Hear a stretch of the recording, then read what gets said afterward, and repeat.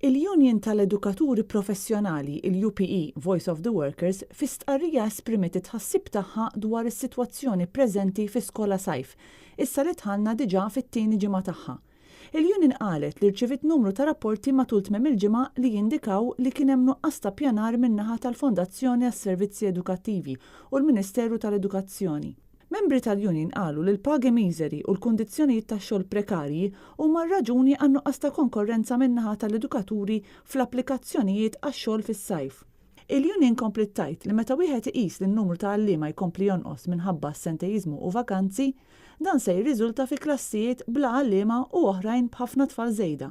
Il-Union talbet lill-entitajiet responsabbli biex jaraw li l-membri tagħha jkollhom ambjent xieraq fejn iwettqu l-ħidma tagħhom u li jkunu rispettati in-numri li suppost ikun hemm f'termini ta' proporzjon bejn tfal u għalliema fil-klassi. Il-Union komplet tajt li sakemm il-pagi tal-għalliema mhux se jiġu riveduti, din il-problema se tippersisti sena wara sena.